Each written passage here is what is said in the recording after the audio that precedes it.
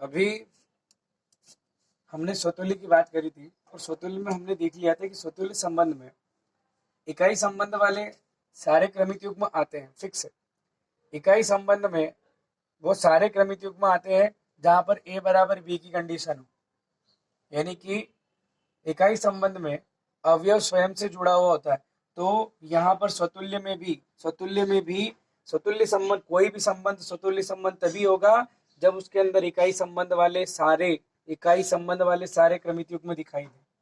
और यदि समुच्चय ए के अंदर जितने भी अवयव हैं, अलग अलग जितने भी भिन्न भिन्न जितने भी अवयव हैं, और इन भिन्न भिन्न अवयवों के स्वयं से बने हुए, स्वयं से संबंधित क्रमिक युग्म 1 1 2 2 और 3 3 ये आते हैं स्वतुल्य में। और उसके साथ और कोई भी आए तो भी हम उस संबंध को स्वतुल्य संबंध कह सकते हैं। अब बात आती है संक्रामक संबंध की। बहुत सरल परिभाषा लिखी हुई है।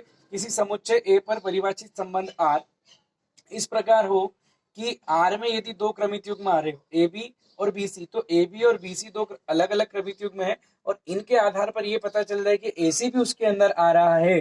तो इसका मतलब होता है कि जहां पर ए बी और सी तीन अवयव कहां से ले रखे, समुच्चय ए से,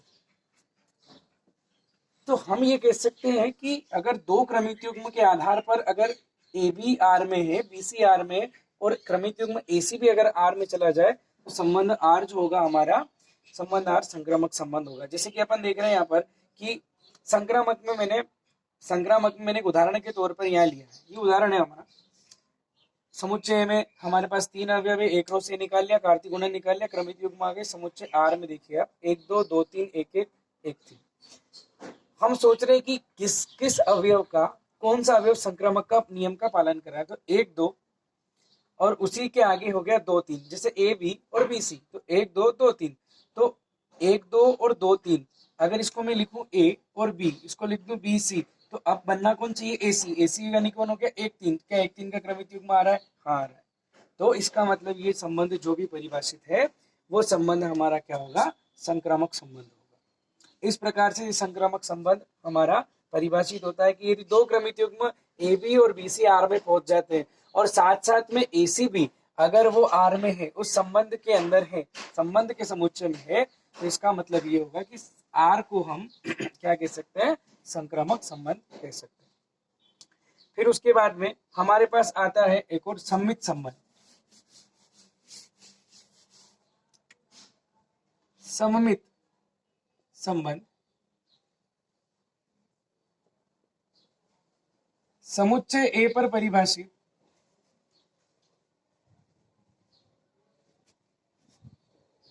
संबंध आर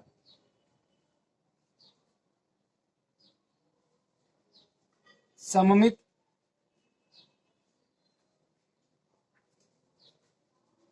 संबंध होगा यदि ए बी आर में है तो बी ए भी आर में हो और all the A B belongs to A. कहने का मतलब ये है कि यदि हमारे पास कोई क्रमिक युग्म आर में हो, ए बी हमारे पास हमने देख लिया कि ए बी नाम का एक क्रमिक युग्म जो है आर में है, यानी संबंध के अंदर एक क्रमिक युग्म है ए बी नाम का, और उसी संबंध के अंदर अगर बी ए भी हमें मिल जाता है, उसी संबंध के अंदर बी ए भी मिल जाए, फॉर एग्जाम्पल जैसे कि हमारे पास 1 2 जो है वो संबंध में आ गया, तो इसका क्रमिक युग्म को यदि उल्टा कर दिया जाए, है ना, तो यहाँ पर क्या बनेगा, 2 1 बनेगा। तो 2 1 कहाँ चला जाना चाहिए, आपका संबंध उसी संबंध में मिलना चाहिए। अगर ऐसा होता है तो उस संबंध को हम क्या कह सकते हैं, सममित संबंध कह सकते हैं। तो इसका उदाहरण हम नहीं ले रहे हैं और आप आसानी से समझ जाएंगे कि अगर 1 2 है तो उसका उल्टा 2 1 भी उसके अंदर होना चाहिए। 1 3 है तो 3 1, अगर ऐसा नहीं पाया जाता तो फिर हम कह सकते हैं कि वो सममित संबंध नहीं होगा। इसी के आगे चलते हैं। हमारे पास एक प्रश्न आता है और अब थोड़े से प्रश्न हल करेंगे।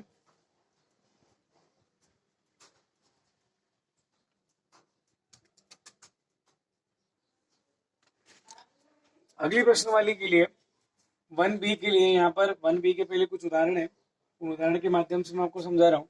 यदि ए कोई समुच्चय जिसके अंदर तीन अवयव है 1 2 3 और संबंध आर उस पर परिभाषित है, और जहां पर संबंध के अंदर दो क्रमिक युग्म दिखाई दे रहे हैं, 1 2 है और एक और है आपका 2 1 है, सिद्ध करना है आर सममित है किंतु न तो स्वतुल्य है और न ही संक्रामक है। तो हम हल लिखते हैं, इसका हल हमारे पास दिया है और इसमें हमारे पास समुच्चय ए है जिसके अंदर 3 अवयव है, 1 2 3। हम पहले ए क्रॉस ए निकाल लेते हैं, है ना। समुच्चय ए पर हमारे पास जो प्रदर्शित है उसमें तो आपको मालूम है एक एक हमारे पास बनेगा क्रमिक युग्म 1 2, फिर बनेगा हमारे पास 1 3, फिर आ जाएगा हमारे पास 2 1, फिर आ जाएगा हमारे पास 2 2, फिर आ जाएगा 2 3 और फिर उसके बाद आ जाएगा 3 1 3 2 और ये हो गया आपका 3 3। ये तो ए क्रॉस ए के हैं। चूंकि संबंध आर में हमारे पास केवल क्या दिया हुआ है 1 2 और 2 1 दिया हुआ है। हम लिखेंगे, हम स्वतुल्य की परिभाषा से जानते हैं स्वतुल्य संबंध के लिए, स्वतुल्य में होता है, स्वतुल्य संबंध वो होता है, स्वतुल्य संबंध वो होता है जिसमें अवयव खुद से संबंधित हो। आर में देखिए क्या कोई भी ऐसा अवयव आया है क्या, आर में कोई भी ऐसा क्रमिक युग्म आया है क्या जिसमें कोई भी अवयव अपने स्वयं से संबंधित तो कहीं दिख रहा है। तो हम क्या लिखेंगे, चूंकि 1 1 2 2 3 3 does not belongs to R, कोई भी संबंधित कोई भी आर में नहीं आ रहा है, इसलिए आर स्वतुल्य संबंध नहीं है। इसी प्रकार दूसरा हम कहते हैं सम्मित के लिए,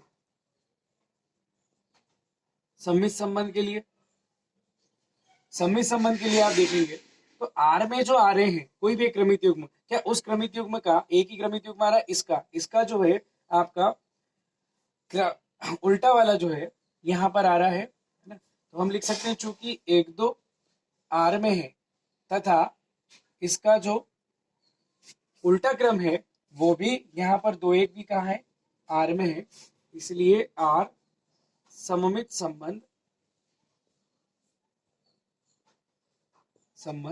होगा।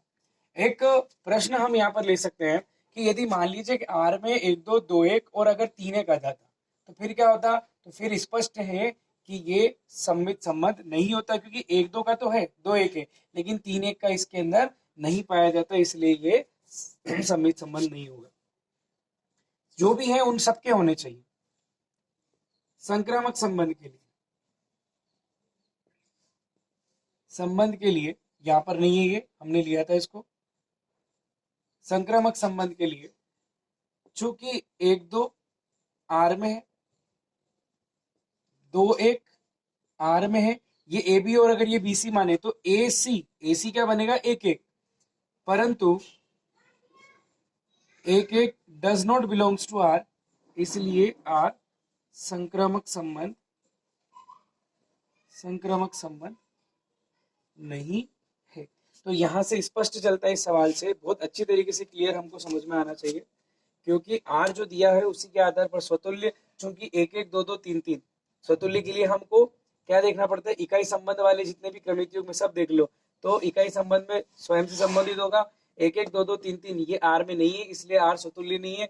1 2 जो आया था उसको एक क्रमिक युग्म उसका देख लिया, एक क्रमिक युग्म कोई सा हमने चुन लिया 1 2, इसका उल्टा क्रम बी सी में है, इसलिए आर जो होगा वो होगा सम्मित संबंध। संक्रामक संबंध के लिए 1 2 को लिया, 1 2 आर में है, 2 1 आर में, इसको ए बी मान ले, इसको बी सी मान ले, तो ए सी जो जाएगा वो भी कहाँ चला जाएगा, ए सी मतलब फर्स्ट और लास्ट, एक और एक एक जो है वो आर में नहीं आ रहा है, इसलिए आर संक्रामक संबंध नहीं है। इस प्रकार से ये प्रश्न हमारा क्लियर हो जाता है, खत्म होता है।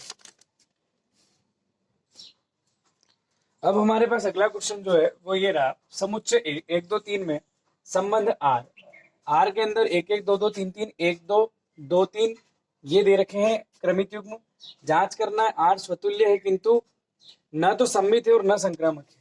तो स्पष्ट है कि ए में क्या दे रखा है 1 2 3, अब मैं डायरेक्ट आर लिख रहा हूं जो कि ए पर परिभाषित है, उसमें 1 1 दिया हुआ है, 2 2 दिया हुआ है, 3 3 दिया हुआ है और फिर 1 2 दे रखा है और 2 3 दे रखा है। स्पष्ट मैं यहाँ से आपको क्लियर कर देता हूँ कि इसमें इकाई संबंध वाले सारे के सारे जो ए में प्रत्येक अवयव है उन सभी के क्रमिक युग्म यहाँ पर हमारे पास प्रत्येक ए के लिए ए स्वयं से संबंधित है और ये सारे क्रमिक युग्म हमारे पास मौजूद है। इसलिए हम लिखेंगे पहला स्वतुल्य संबंध के लिए,